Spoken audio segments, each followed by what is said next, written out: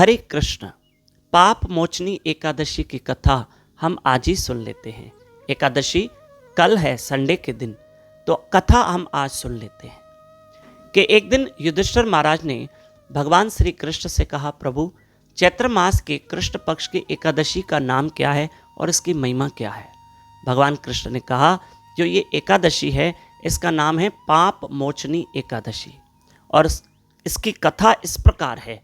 अब भगवान कृष्ण युधिष्ठिर महाराज को एक प्रसंग सुना रहे हैं, आप भी ध्यान से सुनिएगा। इस एकादशी का नाम है पाप मोचनी एकादशी, पर यह एकादशी कल है और हम व्रत कल करेंगे। और एकादशी के दिन हम सुबह जल्दी उठना चाहिए, हालांकि कल संडे है। आप जल्दी उठिएगा, हमारे साथ सुबह 5 बजे से 6 बजे तक उठकर जप करें, हरि कथा सुने, यूट्यूब चैनल दामोदर दास पे लाइव रहकर और अपनी एकादशी सफल करें। आइए कथा सुनते हैं। तो कथा इस प्रकार है कि एक मंजू घोषा नाम की अप्सरा थी और उन्होंने मेघावी नाम के मुनि को अपनी ओर आकर्षित कर दिया और मुनिवर अपनी तपस्या को भूल गए और उस अप्सरा के प्रति वो बड़े मोहित हो गए। 57 वर्ष तक वो मुनिवर जो अप्सरा के साथ रहे और अपनी तपस्या को छोड़ दिया था। एक दिन उन्हें एहसास हुआ कि मैंने इस अप्सरा के कारण अपनी तपस्या छोड़ दी है और 57 वर्ष में इसके साथ रहा। तब वो मुनिवर बड़े क्रोधित हो गए और उन्होंने उस अप्सरा को कहा कि मैं तुम्हें श्राप देता हूं कि तुम पिशाची बनोगी।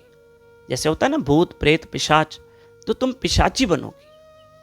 अब उस अप्सरा ने कहा, मुनिवर अब आपने मुझे श्राप तो दिया है, आप ही मुझे इस श्राप से मुक्त होने का रास्ता दीजिए, मुझ पे दया कीजिए। जब क्रोध शांत हुआ तो उस मुनि ने कहा, ठीक है, तुम पाप मोचनी एकादशी का व्रत करना तो फिर तुम पिशाच योनि से भी मुक्त हो जाओगे। ठीक है। अब वो अप्सरा तो चली गई, लेकिन स्वयं मुनि को भी लगा कि मैंने भी एक अपराध किया है। मैंने तपस्या छोड़कर 57 वर्ष तक 57 ईयर्स तक मैं इस अप्सरा के साथ रहा हूं। अब मैं क्या करूं। वो मेघावी मुनि अपने पिता च्यवन मुनि के पास गए, पिताजी मुझसे ये अपराध हुआ है। तो उन्होंने कहा, ठीक है बेटा, तुम भी पाप मोचनी एकादशी का व्रत करो।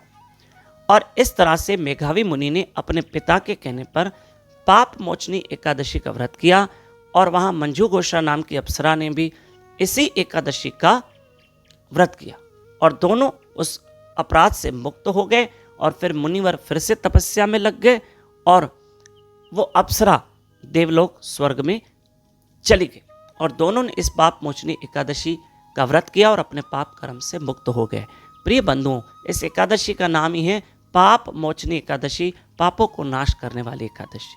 जो आज की एकादशी का व्रत करते हैं, भगवान कृष्ण कहते हैं वो अपने पाप कर्मों से मुक्त हो जाते हैं।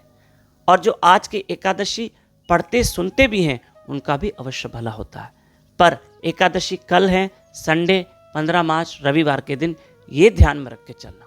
और हमारी जो गुरु कृष्ण और राधा रानी जो की कृपा से भागवत कथा चल रही है उल्लासनगर में, आज शनिवार है, चौथा दिन है कथा का। आप सब एक कथा जो 5 नंबर में उल्लासनगर में रहते हैं, आइए भागवत कथा सुने लख जीवन गोट गौशाला में।